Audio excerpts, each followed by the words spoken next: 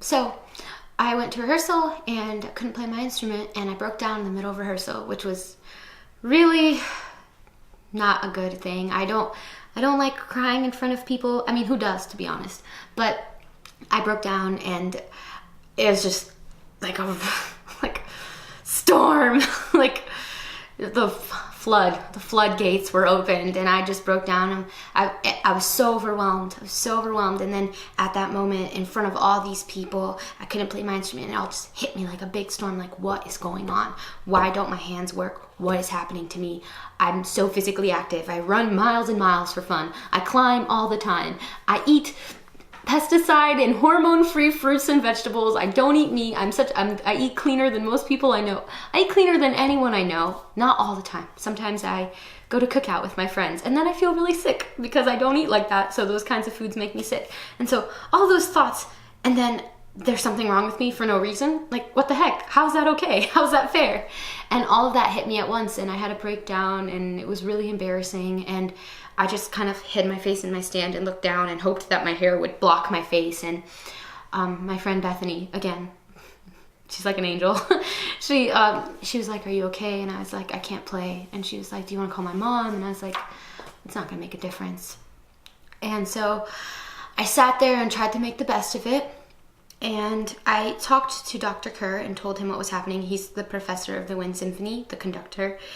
And I told him what was happening, and he was very understanding and just told me to keep him posted. And so the next day I don't remember. Everything kind of blurs together at this point. But on Friday, I walked into rehearsal, and there was a campus pastor. Dr. Kerr had called a campus pastor there to talk to me, which, again, then I'm dealing with all these weird insecurities, like, okay, I don't want to be the girl who needs someone to come to talk to. It's like if you're in elementary school and you get called to go to the counselor's office. You don't want to be that kid, because then you look like you're the kid with all the problems. And, oh, great, the campus pastor's like, why, now I'm going to look like everyone's like, oh, she was crying, something's wrong with her, we got to be nice to her. Everyone's going to ask her, what's going on, are you okay? Which, in the most cliche but accurate way, bless their hearts, everyone who asks me what's going on, because I know that they ask primarily because they care, partially because they feel obligated to ask. And honestly, what else are you going to do? You know something's wrong and you don't know what to talk about, and small talk is the way to go. So the first thing you're going to say is, what's wrong? What's going on? Are you okay?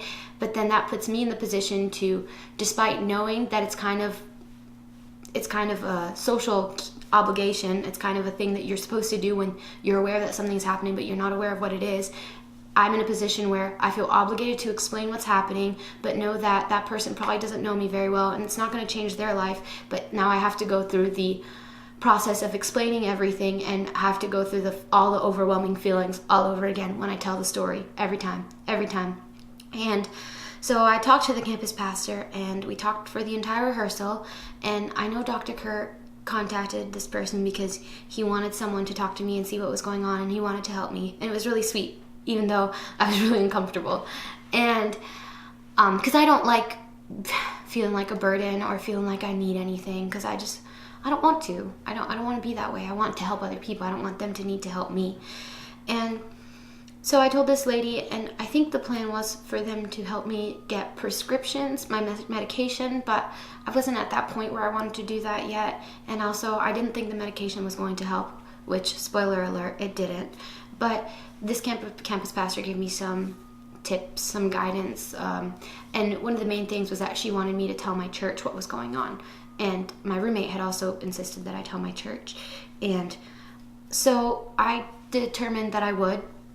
The next day was a Saturday, and we were helping, my church and we were helping some people clean houses. This specific man had a fire in his house a few years back, so we were trying to clean the soot because there was soot all over his wall. So he'd been living in that soot for years, which cannot be good. But we were going to help clean and do basic things like that. So Saturday morning I got picked up, and we went over to this house, and for a couple hours we tried to scrub the walls. And it was awful, because I wasn't going to tell people, my hands aren't really working. So, because it just sounds silly, like, to explain that without you knowing that I can't open this hand, without you knowing that I can't quite feel this hand, and that my fingers don't work, and that this arm is weak. Unless I sit through it and tell you what's happening, it sounds silly for me to tell you, I'm not going to be very effective at scrubbing this wall with this sponge because my hands don't work. It just sounds kind of silly. In my mind, it sounds silly. So in my mind, to other people, it will too. And also, I'm kind of a tough love kind of person. So that sounds like a joke almost. So if I were in someone else's shoes, I'd be like, okay, suck it up. Like, scrub the wall. It's not that hard. But actually, it is hard. It's really hard these days. So I tried to do it, and I was having a hard time. And there was a point, like, my arm got so tired because I try to do any physical exertion on this arm, it just becomes really weak. And so there was a point where I couldn't even, like, extend my arm to scrub the wall. And I just had to, like, breathe, because I didn't want anyone to know that anything was happening, because I didn't want to draw attention to myself. So I'm a very social, like, person. I laugh really loud, and I enjoy seeing people, and I really love people.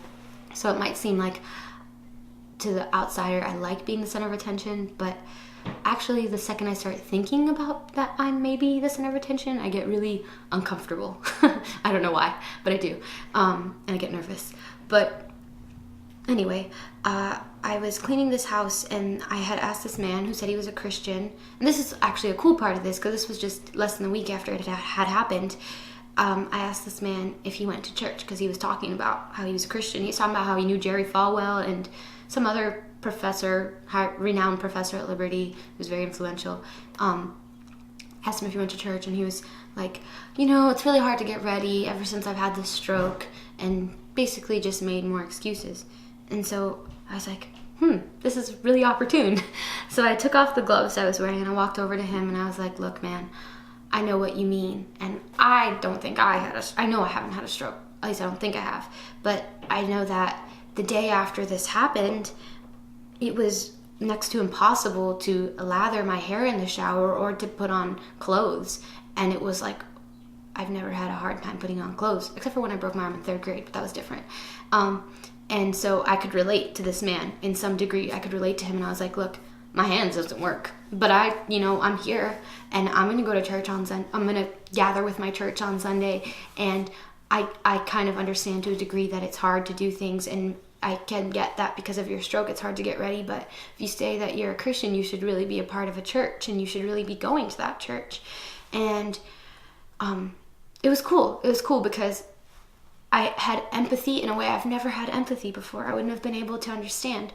And he prayed for me, which was really sweet, and probably he's not going to church. I mean, maybe he is, but it was cool to be able to share with him because of what was happening.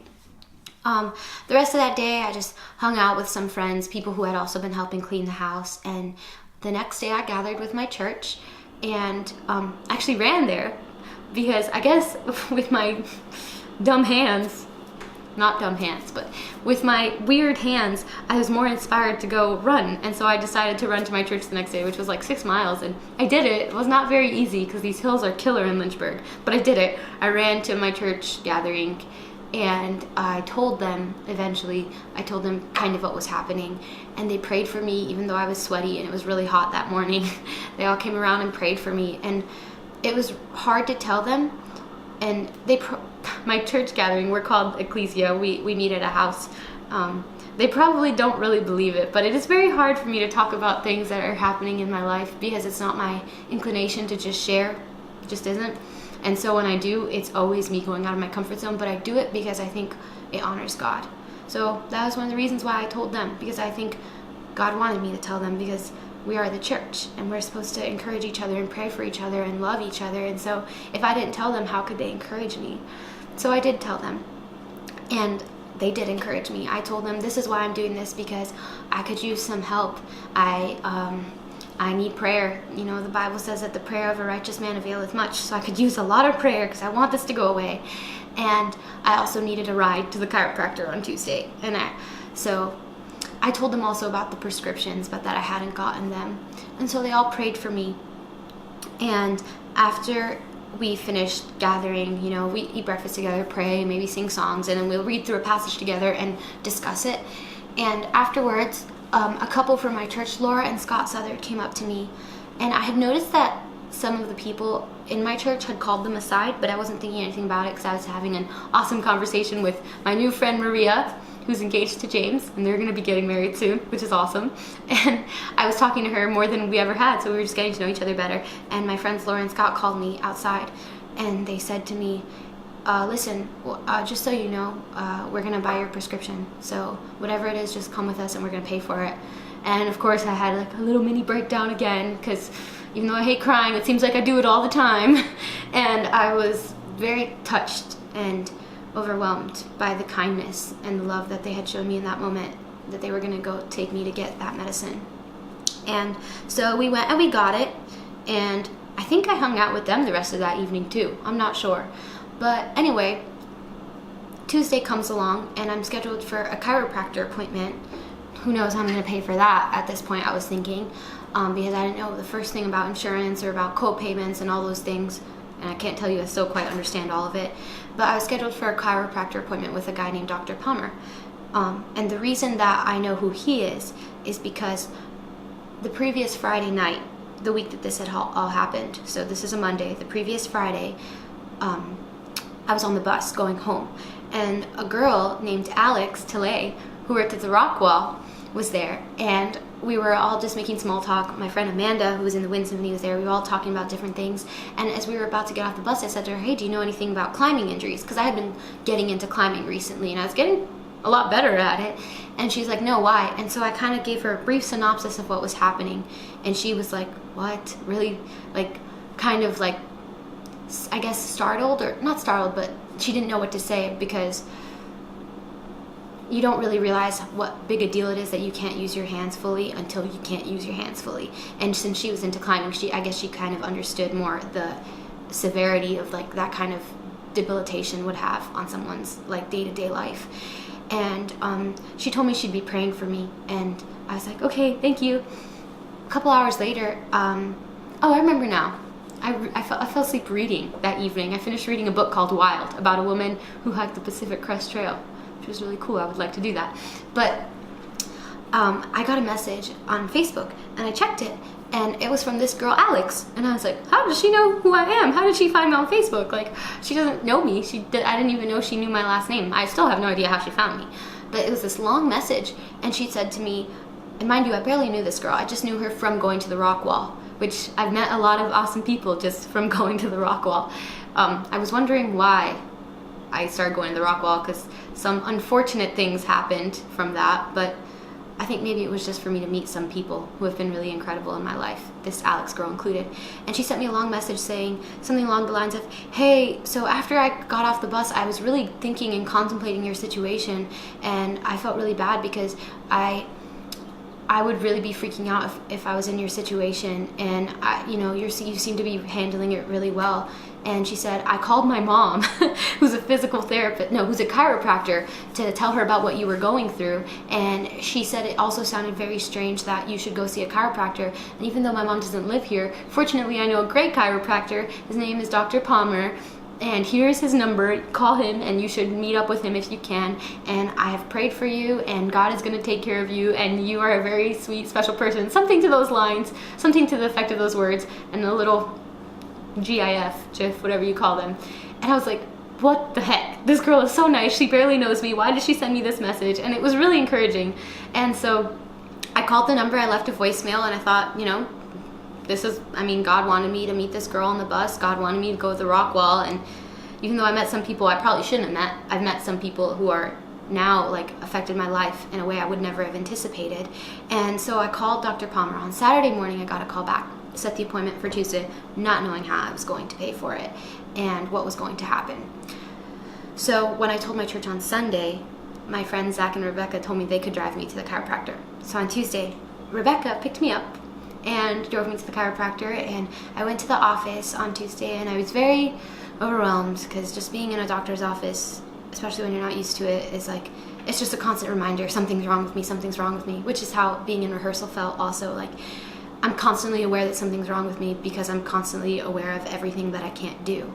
Whereas if I'm sleeping or just laying down or just sitting or reading a book, I'm not totally aware that my hands don't work, because it's not that much of a requirement to use them. Whereas, I'm in a doctor's office, chiropractor's office, trying to fill out an information sheet, and I can barely write. It's hard to forget that something's happening.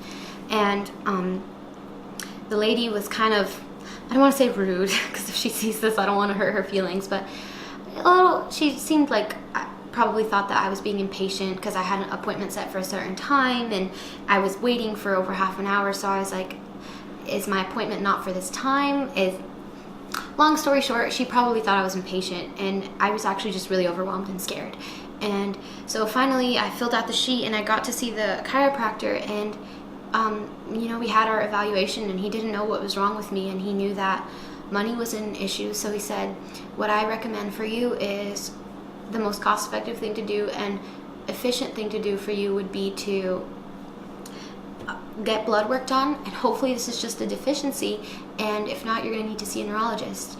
And he just told me to breathe, because in the midst of all those things, even while telling this story, it can be overwhelming because, what is going on? I don't know. Still don't know. It's been a month and I still don't know. And so he sent me on my way, and he was so kind to me, and he told me that he would send me my bill in the mail, so that way I still wouldn't have to think about it at that very moment. And so I still haven't gotten that bill, but it should be coming in the mail. It's been a while now. I wonder where that is. But anyway, I was supposed to get blood work the next day, and I didn't because I woke up late. But the next day was a Thursday, and I did go get the blood work done, and I hate needles, so it was really awful, but they did it. They got all the blood work, and they were telling me that hopefully I would get the results before the weekend. And on the way to the bus, actually, I was going to the Centra on Liberty's campus because I chose that location for blood work because I wouldn't need to have a ride, because I hate asking for rides. Not having a car, you have to ask for rides a lot, but I also walk and run a lot. And so on the bus ride there, somebody got on the bus, and it was a guy who had these really long socks on, and you could tell that there was something wrong, like his walking was a little funny. So he got on the bus, and I wanted to talk to him because everybody else was on their phone, and so I kind of waited, and I made eye contact with him, and I said hi, and he said hi back, and then I used an icebreaker. I was like, those are some really long socks you got there. And then we got to talking, and long story short, he was telling me about himself, and I was telling him a little bit about me, and I found out that he has cerebral palsy. And I got off that bus feeling so there's no words for it, but I realized, man, this hand thing is really scary, but I don't have cerebral palsy, and I can walk and I can run, and yeah, some days it hurts, and some days my knee hurts really bad and I'm limping, but goodness gracious, I can still run, and I can still hike, and I can still walk, for Pete's sake. And I was reminded of how small and insignificant our struggles are in the grand scheme of things. And I was so grateful that I had functioning legs, and that even though my hands aren't fully functioning, I still have hands. There are people who don't even have hands. And I was reminded of how blessed I am despite what is going on. And that was a really good reminder.